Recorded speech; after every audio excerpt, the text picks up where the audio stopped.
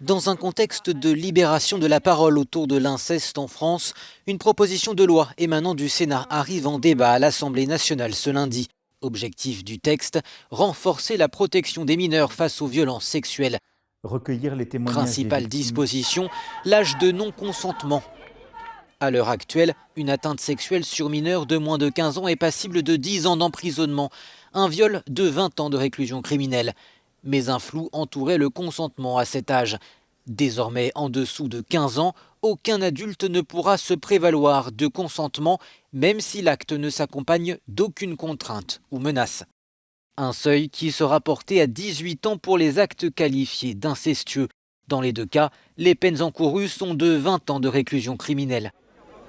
Mais il pourrait y avoir des exceptions. Une clause surnommée Roméo et Juliette exclut de ce champ les amours adolescentes. Dans le cas de relations sans agression sexuelle et viol, la pénalisation ne serait possible que si la différence d'âge entre le majeur et le mineur est d'au moins 5 ans.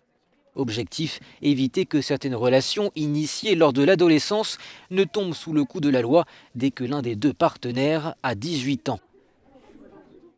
Enfin, troisième point clé, le délai de prescription.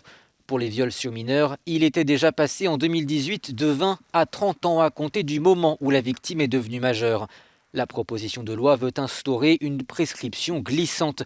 Le délai de prescription serait toujours de 30 ans, mais si l'auteur d'un viol récidive, le délai de prescription du premier crime est prolongé jusqu'à la date de prescription du nouveau. Mais certaines associations auraient voulu que le gouvernement rende ces crimes imprescriptibles, car les victimes peuvent mettre des décennies à dénoncer des actes enfouis.